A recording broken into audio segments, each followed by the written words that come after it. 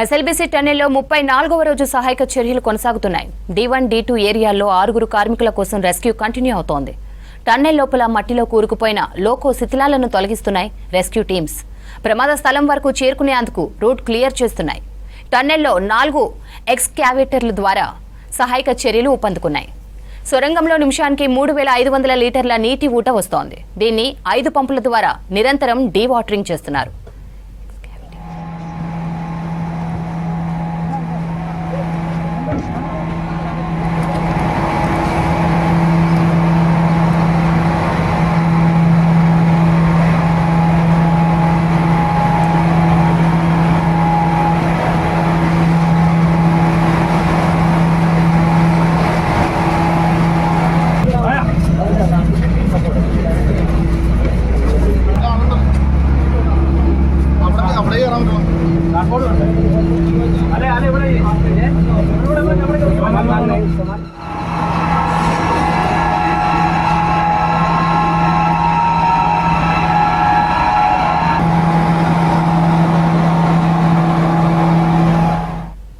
రెస్క్యూకి సంబంధించి మరిన్ని డీటెయిల్స్ బాలకృష్ణ అందిస్తారు. Balakrishna, over to you.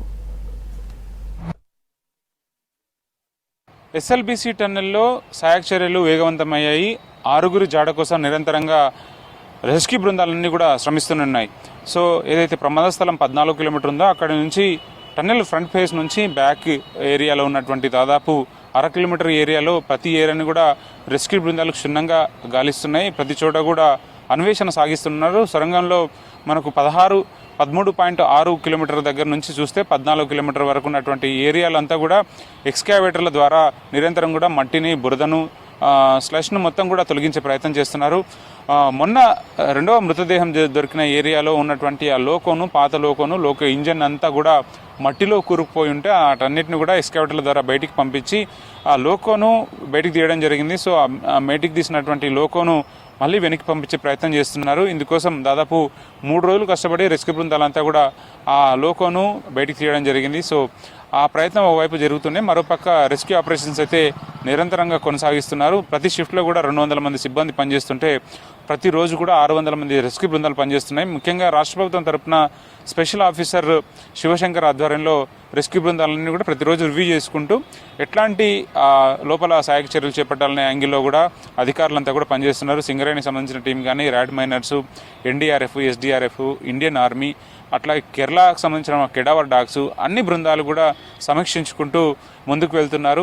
ప్రధానంగా చూస్తే అక్కడ 13.6 కిలోమీటర్ నుంచి ఉన్నటువంటి ఏదైతే 240 మీటర్ల ఏరియా ఉందో అందులో ఇప్పటివరకు 80 మీటర్ల ఏరియాలో ఎక్స్కావేటర్ల ద్వారా మట్టిని వెనక్కి తీయడం జరిగింది. సో 9.2 మీటర్ల డయా ఉండేటువంటి సొరంగంలో దాదాపు ముందుకు వెళ్తున్న కొద్దీ సొరంగంలో మట్టి పేరుకుపోయినటువంటి డెబ్రీస్ ఎత్తు పెరుగుతూ ఉంది. కాబట్టి ఆ ఏరియా అంతా కూడా క్లియర్ చేయాలంటే మానవ ప్రయత్నం ఏమాత్రం ఫలించడం లేదు. కాబట్టి ఎక్స్కావేటర్ల ద్వారా ప్రయత్నం జరుగుతూ ఉంది. ఆ ఎక్స్కావేటర్ల ద్వారా నిరంతరం కూడా మట్టిని తొలగించే ప్రయత్నం చేస్తున్నారు. దాదాపు 5 ఎక్స్కావేటర్లు పనిచేస్తున్నాయి. ఇందులో ఆర్మీకి సంబంధించిన బోబ్ క్యాట్తో పాటు హైడ్రా సంబంధించిన ఎక్స్కావేటర్లు పూర్తి స్థాయిలో నిమగ్నమై పనిచేస్తున్నటువంటి వాతావరణం అయితే స్పష్టంగా కనిపిస్తుంది. సో ఆ మట్టిని తొలగించే ప్రక్రియ దాదాపు 1-10 రోజులు పట్టే అవకాశం ఉందని చెప్తున్నారు. ప్రతి ఏరియాలో కూడా ఏదైనా స్మెల్ వచ్చినా కూడా ఆ ఏరియాలో పర్టికులర్గా ఐడెంటిఫికేషన్ తోటి అక్కడ డిగ్గింగ్ కానీ ఎక్స్కావేషన్ వర్క్ అంతా కూడా నిరంతరంగా చేస్తున్నారు. ఇంకా అనుమానం ఉన్న చోట మాత్రం కేరావర్ డాగ్స్ ద్వారా ఐడెంటిఫై చేసి ఆ ఏరియాలో ఎక్స్కావేషన్ అయితే పనులు చేస్తున్నారు. నిరంతరంగా కూడా నీటి ఊట కొనసాగుతుంది. ప్రతి నిమిషానికి 3500 లీటర్ల నీటి ఊట వస్తుంది. సో 5 పంపుల ద్వారా నిరంతరం కూడా నీటిని బయటికి పంపించే ప్రయత్నం అయితే ఒక ప్రయత్నం చేస్తున్నారు. ఎందుకంటే ఆ షియర్ జోన్లో నీటి ఊట, వాటర్ బాడీస్ ఉన్నటువంటి ఆ ఏరియా నుంచి నిరంతరంగా నీటి ఊట వస్తుంది. సో సహాయక చర్యలకు ఇబ్బంది కలగకుండా నీటి ఊటను బయటికి పంపించే ప్రయత్నం అయితే కొనసాగుతూ వస్తుంది. సో ఇప్పటివరకు 6 జాడ కోసం అయితే విష ప్రయత్నాలు జరుగుతున్నాయి. అందులో ఒక ఇంజనీర్ శ్రీనివాస్ ఉన్నారు, ఆయన ఉత్తరప్రదేశ్ సంబంధించిన వ్యక్తి. అట్లాగే జమ్మూ కాశ్మీర్ ఏరియాకి సంబంధించినటువంటి సన్నీ సింగ్, ఆయన ఆపరేటర్ ఉన్నారు. ఇంకా మిగతా 4 కూడా జార్ఖండ్కు చెందిన వాళ్ళు కార్మికులు. సంతోష్ సాహు, సందీప్ సాహు, జగతా ఎక్స్, అనుజ్ సాహు, వీళ్ళందరూ 4 కార్మికులు. ఆ 6 ఆచూకీ కోసం కుటుంబ సభ్యులు ఆందోళన వ్యక్తం చేస్తున్నాయి. ఇప్పటివరకు 35 రోజులు గడుస్తుంది. ఇంకా వాళ్ళ ఆచూకీ తెలియకపోవడంతో కుటుంబ సభ్యులంతా కూడా ఆందోళన చెందుతున్నారు. ఇక ఇటీవల దొరికినటువంటి మనోజ్ కుమార్ ఇంజనీర్కి సంబంధించిన డెడ్ బాడీ స్వగ్రామం చేరుకుంది. అక్కడ అంత్యక్రియలు పూర్తయ్యాయి. కుటుంబ సభ్యులకు రాష్ట్ర ప్రభుత్వం ఇచ్చినటువంటి ఎక్స్గ్రేషియా ఏదైతే 25 లక్షల చెక్ ఉందో అది ఎక్స్గ్రేషియా చెక్ను నాగర్ కర్నూలు జిల్లా అధికారులు డెడ్ బాడీని అందజేసిన తర్వాత ఫార్మాలిటీస్ ప్రకారం 25 లక్షల చెక్కును మనోజ్ కుమార్ భార్య స్వర్ణలతకు అందజేయడం జరిగింది. ఒక్కసారిగా మనోజ్ కుమార్ మృతదేహం చూసిన తర్వాత కుటుంబ సభ్యులు కానీ ఆ గ్రామం అంతా కూడా పూర్తి స్థాయిలో శోకసంద్రంలో మునిగిపోయిందని చెప్పవచ్చు. కన్నీరు మున్నీరుగా విలపిస్తూ మనోజ్ కుమార్ సంబంధించిన జ్ఞాపకాలను అంతా కూడా గుర్తు చేసుకుంటూ చాలా ఆవేదన గురైన సన్నివేశాలు అయితే అక్కడ కనిపించాయి. సో అధికారులు మళ్ళీ అక్కడ డెడ్ బాడీ అప్పగించిన తర్వాత తిరుగుముఖం పట్టారు.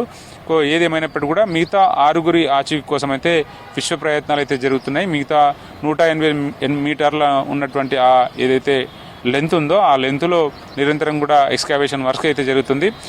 రూట్ను క్లియర్ చేసుకుంటూ టన్నెల్లో ఇరుకైన ప్రాంతంలో కేవలం ఒకే ఎగ్జిట్ ఒకే ఎంట్రీ ఉన్నటువంటి ఆ ఏరియాలో మొదటగా రూట్ని క్లియర్ చేసుకుంటూ ముందర 14 కిలోమీటర్ వరకు ఉన్నటువంటి ఆ ఏరియా జీరో జోన్ ఉందో డెడ్ ఎండ్ ఉందో ఆ టెయిల్ ఎండ్ వరకు ప్రతి ఏరియా కూడా క్లియర్ చేసుకుంటూ ఆ ఏరియాలో రెస్క్యూ ఆపరేషన్స్ అయితే కంటిన్యూ చేస్తూ ఆ 6 ఆచూకీ కోసం విశ్వ ప్రయత్నాలు అయితే సొరంగంలో జరుగుతున్నాయని చెప్పొచ్చు.